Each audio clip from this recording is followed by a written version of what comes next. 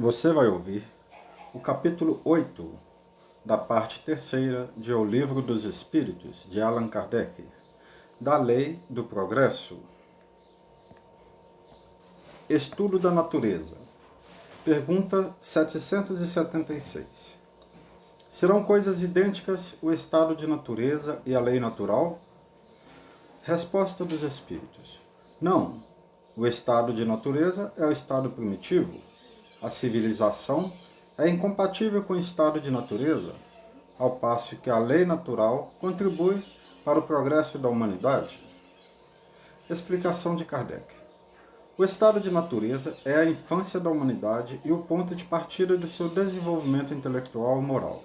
Sendo perfectível e trazendo em si o germe do seu aperfeiçoamento, o homem não foi destinado a viver perpetuamente no estado de natureza, como não foi a viver eternamente na infância. Aquele estado é transitório para o homem, que dele sai por virtude do progresso e da civilização. A lei natural, ao contrário, rege a humanidade inteira e o homem se melhora à medida que melhor a compreende e pratica. 777. Tendo o homem, no estado de natureza, menos necessidades, isento se acha das tribulações que para si mesmo cria, quando no estado de maior adiantamento? Diante disso, que se deve pensar da opinião dos que consideram aquele estado como o da mais perfeita felicidade na terra? Que queres? É a felicidade do bruto. Há pessoas que não compreendem outra. É ser feliz à maneira dos animais. As crianças também são mais felizes do que os homens feitos.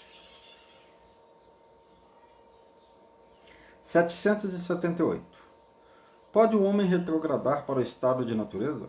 Não. O homem tem que progredir incessantemente e não pode volver ao estado de infância. Desde que progride, é porque Deus assim o quer. Pensar que possa retrogradar à sua primitiva condição fora negar a lei do progresso. Marcha do progresso. 779. A força para progredir áurea o homem em si mesmo, ou o progresso é apenas fruto de um ensinamento? O homem se desenvolve por si mesmo, naturalmente, mas nem todos progridem simultaneamente e do mesmo modo. Dá-se então que os mais adiantados auxiliam o progresso dos outros, por meio do contato social. 780. O progresso moral acompanha sempre o progresso intelectual, decorre deste, mas nem sempre o segue imediatamente. Item A. Como pode o progresso intelectual engendrar o progresso moral? Fazendo compreensíveis o bem e o mal, o homem, desde então, pode escolher. O desenvolvimento do livre-arbítrio acompanha o da inteligência e aumenta a responsabilidade dos atos. Item B. Como é, nesse caso, que muitas vezes sucede serem os povos mais instruídos os mais pervertidos também? O progresso completo constitui o objetivo. Os povos, porém, como os indivíduos, só passo a passo o atingem. Enquanto não se lhes haja desenvolvido o senso moral, pode mesmo acontecer que se sirvam da inteligência para a prática do mal. O moral e a inteligência são duas forças que só com o tempo chegam a equilibrar-se.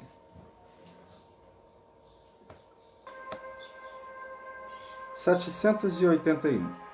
Tem o homem o poder de paralisar a marcha do progresso? Não, mas tem às vezes o de embaraçá-la.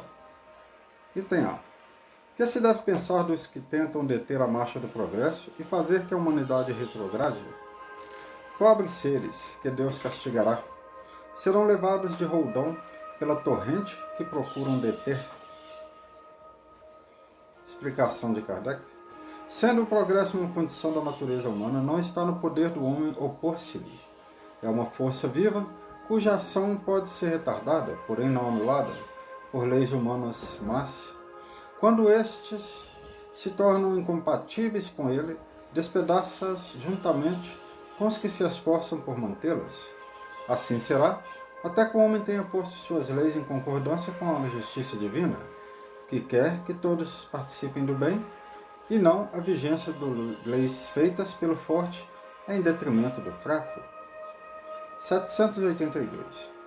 Não há homens que de boa fé obstam ao progresso, acreditando favorecê-lo, porque, do ponto de vista em que se colocam, o veem onde ele não existe? Assemelham-se a pequeninas pedras, que colocadas debaixo da roda de uma grande viatura, não a impedem de avançar. 783. Segue sempre marcha progressiva e lento aperfeiçoamento da humanidade? Há o progresso regular e lento que resulta da força das coisas. Quando, porém, um povo não progride tão depressa quanto devera, Deus o sujeita de tempos a tempos a um abalo físico ou moral que o transforma. Explicação de Kardec. O homem não pode conservar-se indefinidamente na ignorância, porque tende a atingir a finalidade que a providência lhe assinou. Ele se instrui pelas forças das coisas. As revoluções morais, como as revoluções sociais, se infiltram nas ideias pouco a pouco, germinam durante séculos. Depois, irrompem subitamente e produzem o desmoronamento do carrunchoso edifício do passado, que deixou de estar em harmonia com as necessidades novas e com as novas aspirações. Nessas comoções, o homem quase nunca percebe senão a desordem e a confusão momentâneas que oferem nos seus interesses materiais. Aquele, porém, que eleva o pensamento acima da sua própria personalidade, admira os desígnios da providência, que do mal faz sair o bem. São a procela, a tempestade que saneiam a atmosfera, depois de a terem agitado violentamente. 784. Bastante grande é a perversidade do homem.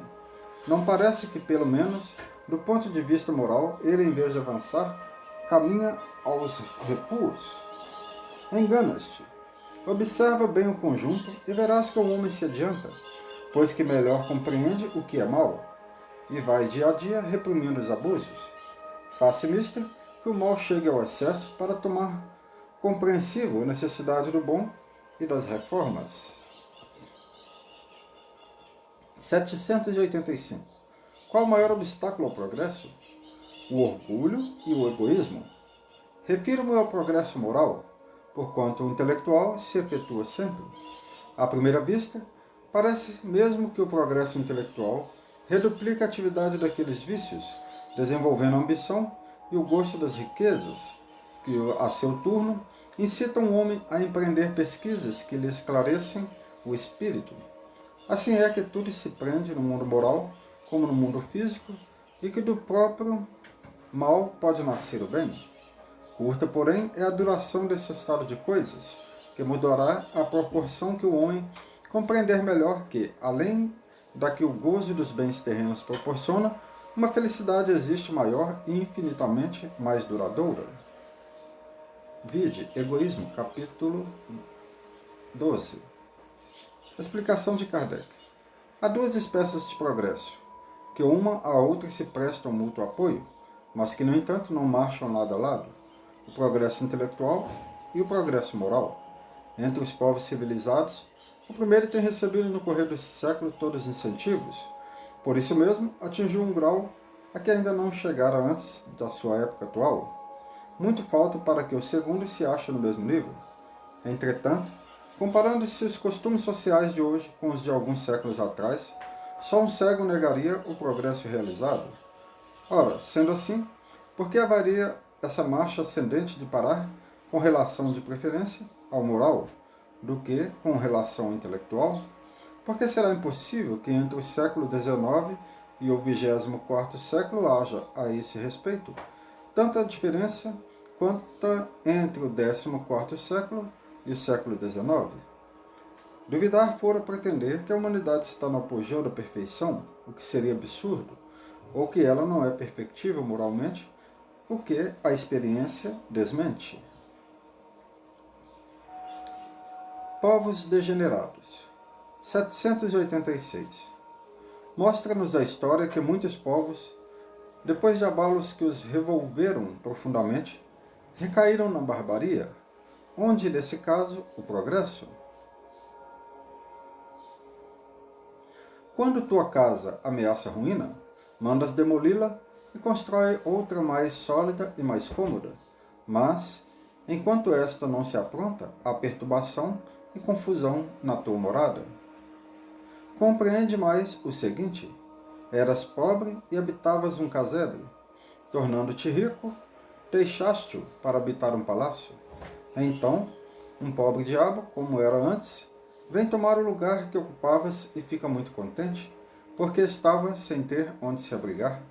Pois bem, aprende que os espíritos que, encarnados, constituem um povo degenerado, não são os que o constituíam ao tempo do seu esplendor.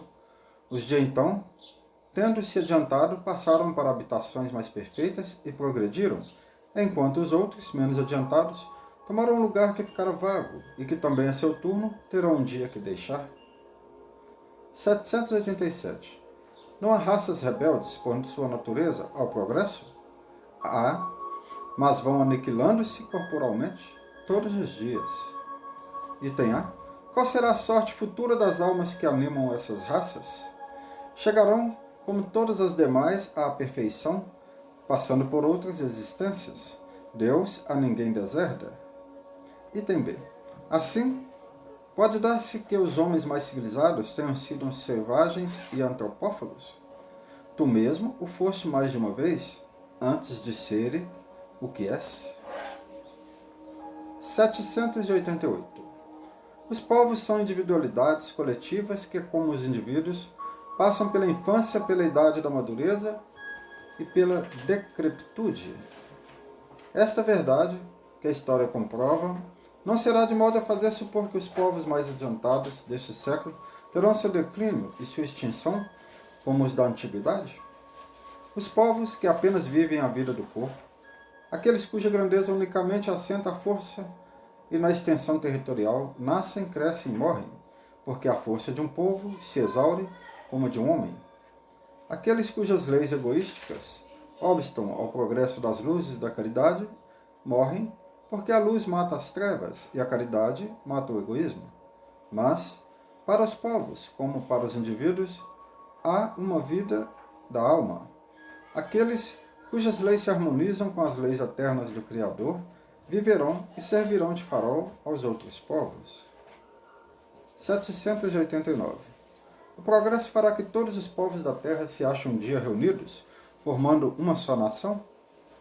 Uma nação única não seria impossível, visto que da diversidade dos climas se originam costumes e necessidades diferentes que constituem as nacionalidades, tornando indispensáveis sempre leis apropriadas a estes costumes e necessidades.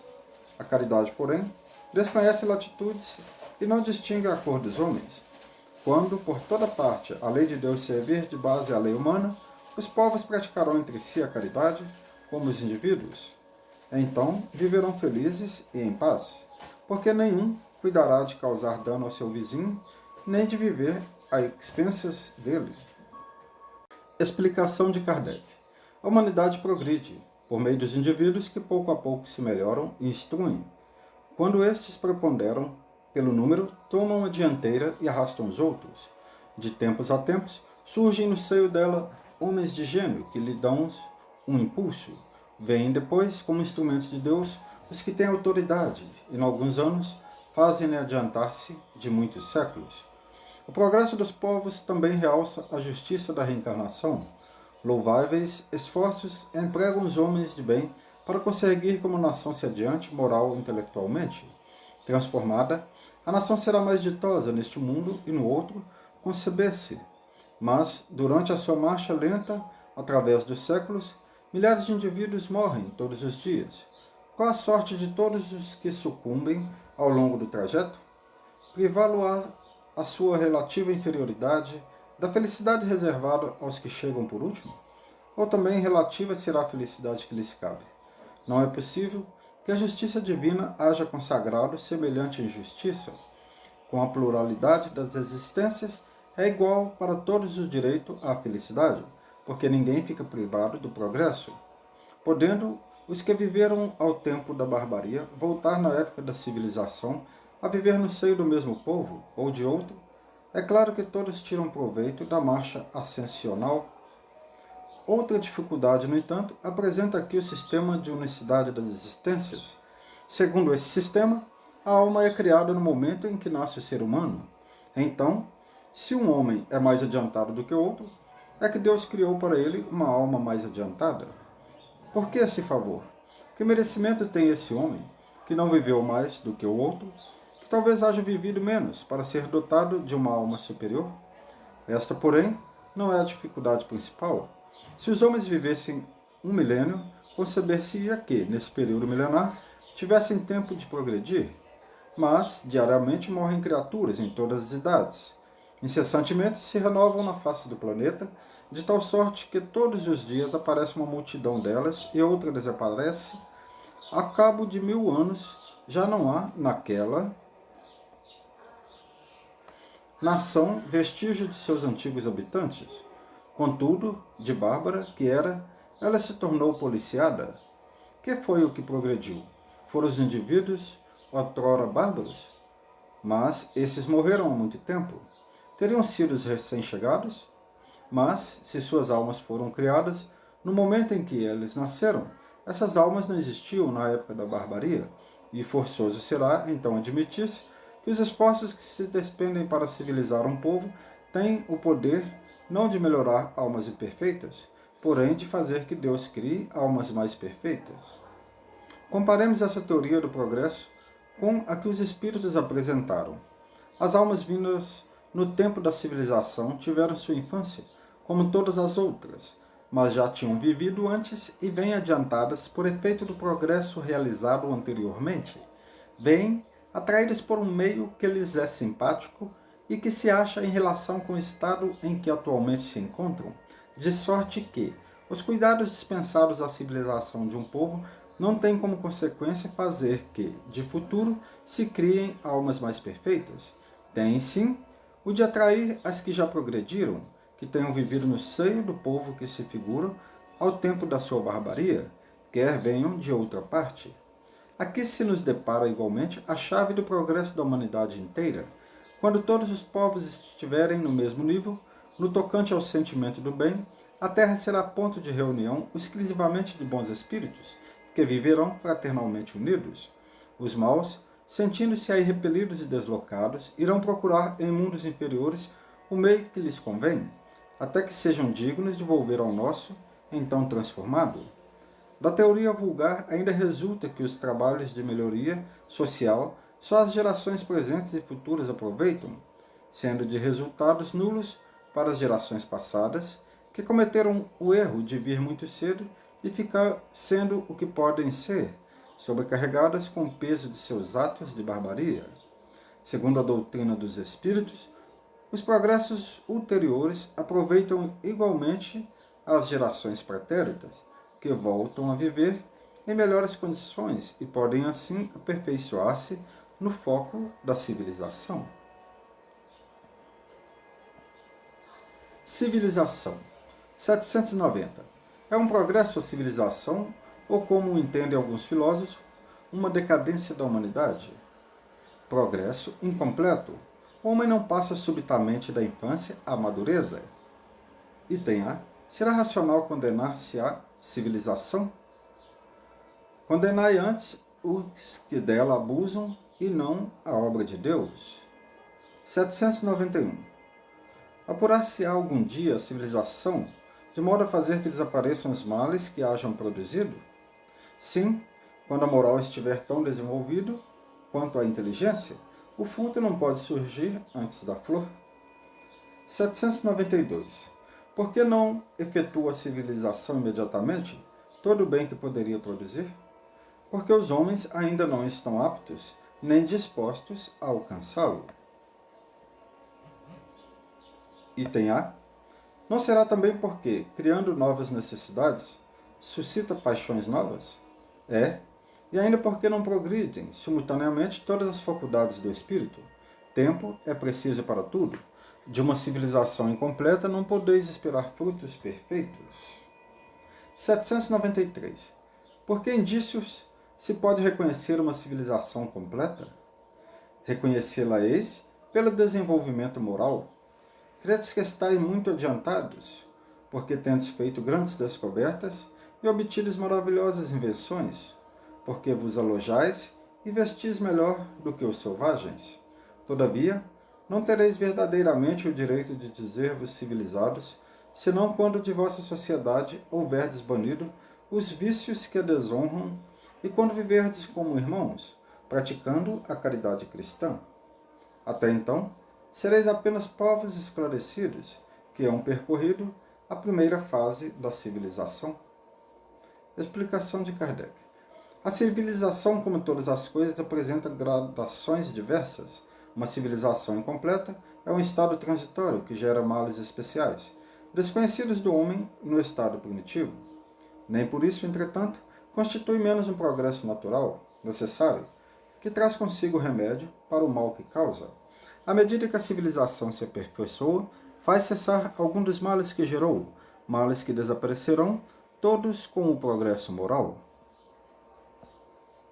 De duas nações que tenham chegado ao ápice da escala social, somente pode considerar-se mais civilizada, na legítima acepção do termo, aquela onde exista menos egoísmo, menos cobiça e menos orgulho, onde os hábitos sejam mais intelectuais e morais do que materiais, onde a inteligência se puder desenvolver com maior liberdade, onde haja mais bondade, boa-fé, benevolência e generosidade recíprocas, onde menos enraizados se mostram os preconceitos de casta e de nascimento, por isso que tais preconceitos são incompatíveis com o verdadeiro amor do próximo, onde as leis nenhum privilégio consagrem e sejam as mesmas, assim para o último como para o primeiro, onde com menos parcialidade se exerça a justiça, onde o fraco encontre sempre amparo contra o forte, onde a vida do homem, suas crenças e opiniões sejam melhormente respeitadas, onde exista menor número de desgraçados,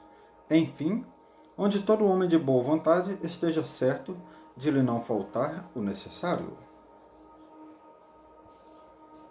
Progresso da legislação humana. 794.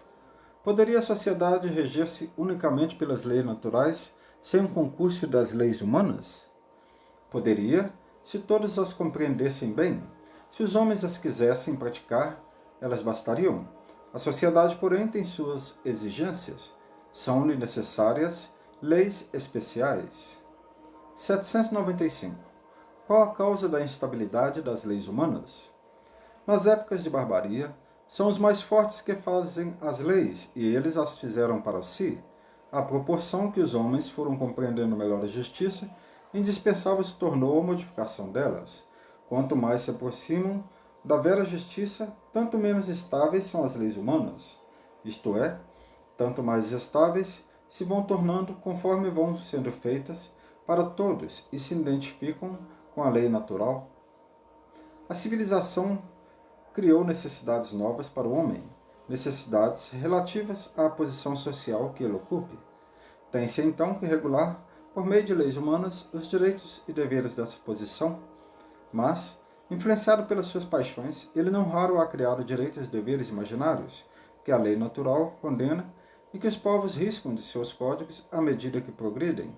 A lei natural é imutável e a mesma para todos. A lei humana é variável e progressiva. Na infância das sociedades, esta só pôde consagrar o direito do mais forte. 796. No estado atual da sociedade, a severidade das leis penais não constitui uma necessidade? Uma sociedade depravada certamente precisa de leis severas. Infelizmente, essas leis mais se destinam a punir o mal depois de feito do que a lhe secar a fonte. Só a educação poderá reformar os homens, que então não precisarão mais de leis tão rigorosas. 797.